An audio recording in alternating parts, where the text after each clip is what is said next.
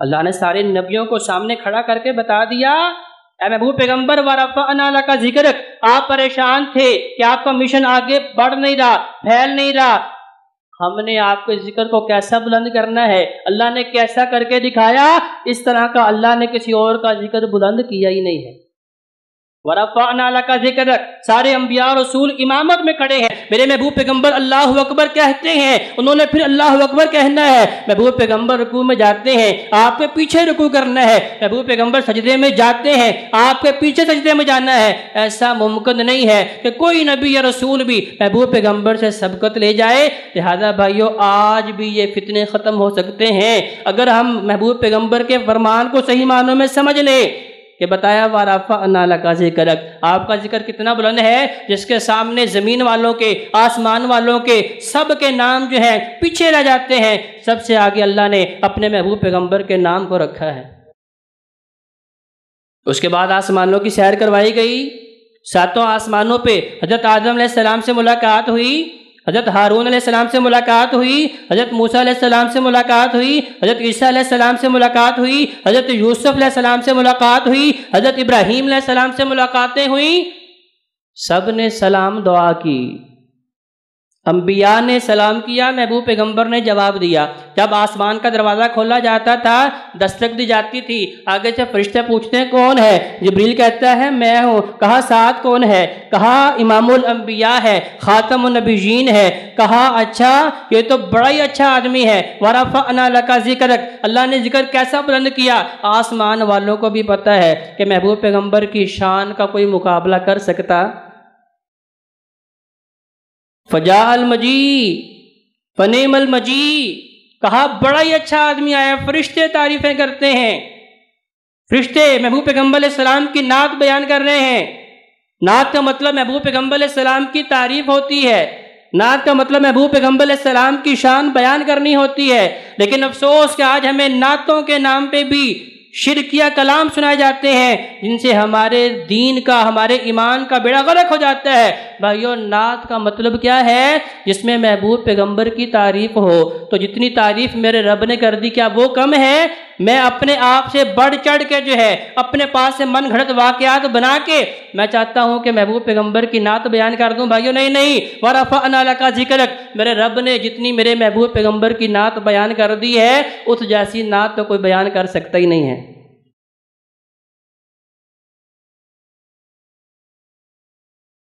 انبیاء نے سلام کیا، تو اس سے ہمیں اخلاقی سبق کیا ملتا ہے کہ ہماری بھی جب ملاقات مسلمان بھائی سے ہو، السلام قبل الکلام، کلام بعد میں کریں، سب سے پہلے السلام علیکم ورحمۃ اللہ وبرکاتہ بولیں۔ دیکھیں رب کی طرف سے سلامتیاں آ رہی ہیں، رب کی طرف سے رحمتیں آ رہی ہیں، رب کی طرف سے برکات کا نزول ہو رہا ہے۔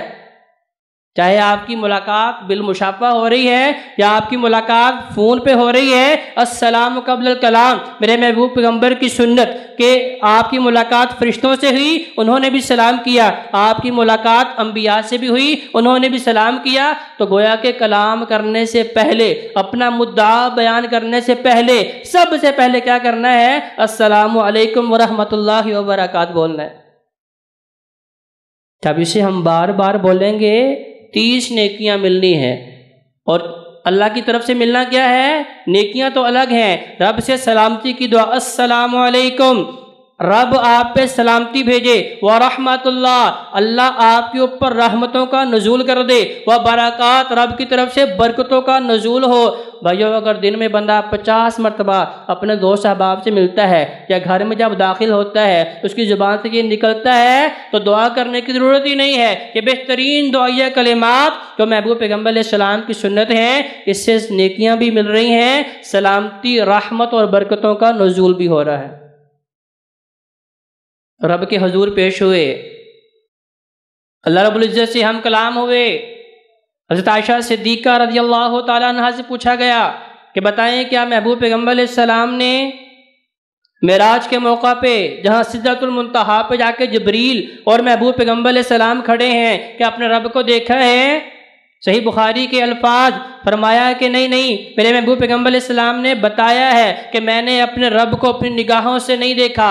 ابو ذر غفاری رضی اللہ تعالیٰ عنہ بھی یہ بیان کرتے ہیں کہ بھئی کسی نے پوچھا کہ آپ کے پیغمبر نے رب کو اپنی نگاہوں سے دیکھا ہے؟ انہوں نے کہا فَكَيْفَ رَآنِي، بھئی انسان کیسے رب کو دیکھ سکتا ہے؟ کیونکہ اللہ نے قرآن میں بیان فرمایا ہے لَا تُدْرِكُهُ الْأَبْصَارُ وَهُوَ يُدْرِكُهُ، کیونکہ اللہ نے اس دنیا کے اندر مجھے جو سننے کی طاقت دی ہے وہ محدود ہے، مجھے جو دیکھنے کی طاقت دی ہے وہ محدود ہے، میری اس تمام تر صلاحیات جو ہیں وہ ایک محدود حلقے کے اندر کام کرتی ہیں۔